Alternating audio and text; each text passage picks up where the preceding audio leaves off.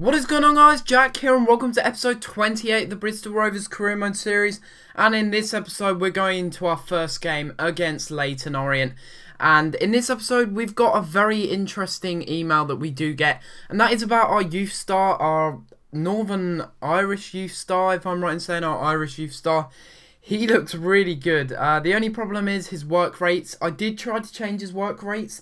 That's the only player's work rates that I am going to be changing, because otherwise it's unfair and I could just change everyone's work rates to the perfect work rates, and that just wouldn't be fair on it just wouldn't be fair on the series, because it just may affect how well I do, and I think it would just be better just to change my youth players' work rates, because low work rates, can you really work with that? Like, that means that he's not even in the midfield, he's not tracking back, he's not going forward, he's just standing there on the side of the pitch just having a fag or something. I don't know what he's doing, but, you know, low work rates, can a player even have that? Are they even playing if they have low work rates? I don't know. That's something that is debatable, but you can see that we're going into this game here against Leyton Orient, and a very well, it's kind of a deja vu moment here, because guess who got injured?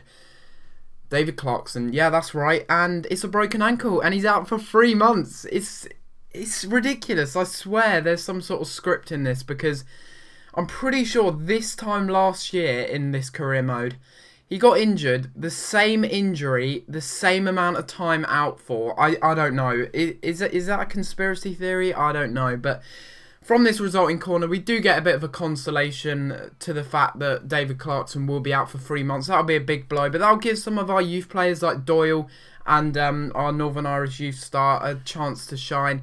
And that's really what this career mode is about, so I guess it's not too much of a bummer, but Gary Kenneth, of all people, scoring a header off the corner. Of course it's him. I mean, he's got really good heading accuracy for a 64 rated centre-back. He's got like 74 heading accuracy, almost 75 I think. So that's very good, and that does put us in the lead against Leyton Orient. And they weren't playing brilliantly, and we had a chance to extend the lead even further there before half-time, but unfortunately we couldn't quite get to there. And we do go into half-time despite having a shot there with Doyle, which goes into the back of the net. The ref blows a whistle, and we do go into half-time 1-0 up.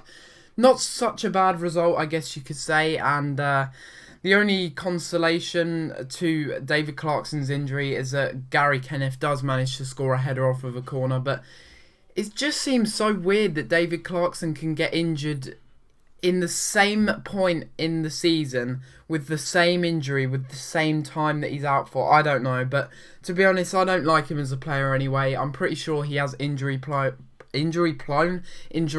on his cards, so that's probably the reason why he keeps getting injured. But yeah, I didn't bring on any substitutions because I didn't feel it was necessary, as I already had a fresh midfielder in Frank Doyle on the pitch, and he does some great work here, passing it through to Brunt cutting inside, fooling the right back there, but unfortunately the goalkeeper managed to make a great save there. That was a really good save, because we scored from that angle a few times this season with Ryan Brunt, and the goalkeeper really did come out on top there. And once again, John Joe O'Toole passing it through to Ryan Gould, using his acceleration, and again a fantastic save, and we couldn't quite pick up the rebound. It was a pretty poor touch there from, I think that was Ryan Brunt at the far post. But right here they do get a very good chance. Don't know how that was a corner, not 100% sure why it was a corner, because I'm pretty sure that their player headed it out of play. But from this corner, I think you can guess what's going to happen. They cross it in, and no, it's from the rebound actually that they get a goal. They score with a centre-back. I just couldn't believe it. I was just absolutely, I don't know. I don't know what I was. I was just very disappointed in the team, because I tried to clear the ball, but to no avail, and they managed to score a very easy goal past the keeper. Didn't really see it coming in goal, did he? And yeah, that does mean that we do indeed draw the game 1-1, which isn't the best of results, and that does put us back down to 4th again, I think, despite the fact that we did win over Barnsley. So, you know, that was a good result, and that had put us into 1st place, but we're back down to 4th again. I think we're only behind on goal difference though, so that's not too much of a problem, but you can see that I definitely deserve to win. They'd had 1 shot on target and scored it. I'd had 5 shots on target. Pretty ridiculous, but that's how FIFA is sometimes, and you just have to deal with it and move on. But we're going to be having a look at our youth player here, and he is 59 overall, and he's got 3-star skills, 3-star weak foot. If you want to see any of his stats, just pause the video. I did go quite quickly there, but he does have some well-rounded stats. His physical stats need a bit of improvement, but his mental and technical stats look absolutely perfect for a midfielder.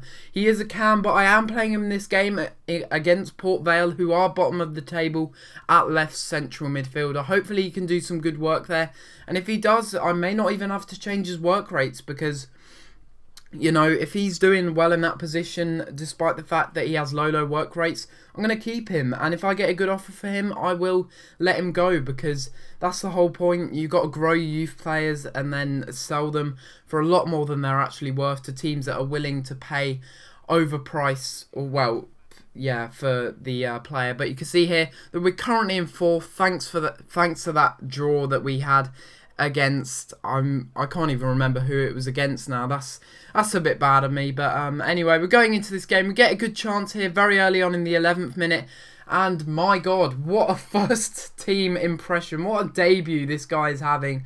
Gerard Hughes, I think his name is. Wow, that is a finish. That is a finish and a half. Look at this. Jean-Joe O'Toole setting him up for his debut goal, debut senior goal. What a great goal that is from the 16-year-old. Takes a touch, has a shot from outside the box, and it just curls past the keeper. It just dipped and dipped and dipped, and it was a very, very nice shot indeed to make it 1-0 against Port Vale. Port Vale weren't playing particularly good. I'm not 100% sure if they were in the Football League 2 last year.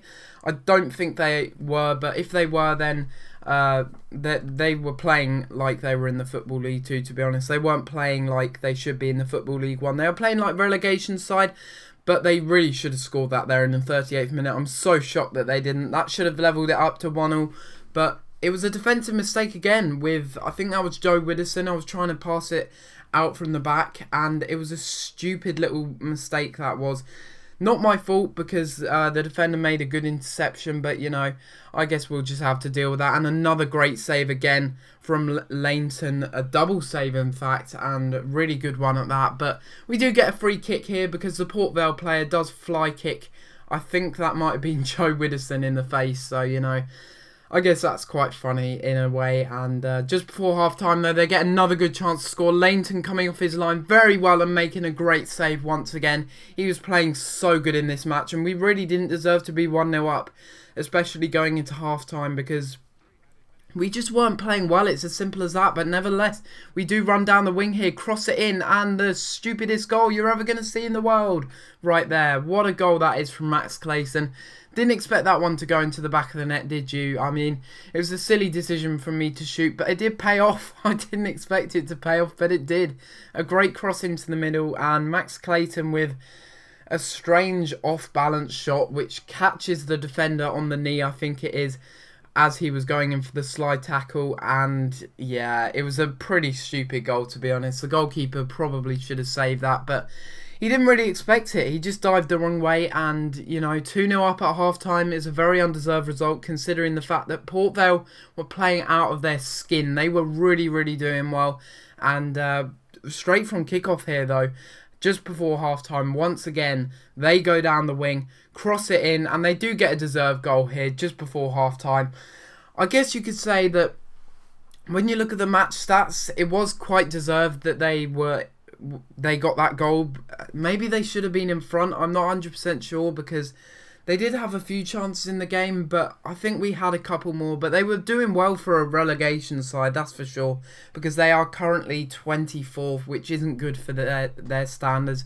I'm pretty sure that they're meant to be high up in the table. But nevertheless, the game does end 2-1, which is a good result 2 wins, or no, a win and a draw, so that's not too bad, and that does put us top of the table with Barnsley, just behind on goal difference. But guys, if you have enjoyed this episode of Career Mode and want more Career Mode from me, please like and subscribe. Can we try and hit 25 likes again for this episode? That would be fantastic. Once again, 25 likes for this episode, that would be great, and I'll see you next time for another episode. Thanks for watching.